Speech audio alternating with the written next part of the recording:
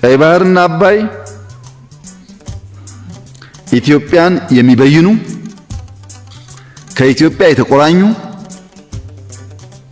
ለኢትዮጵያ እድገትና ጥፋት መሰረት ናቸው።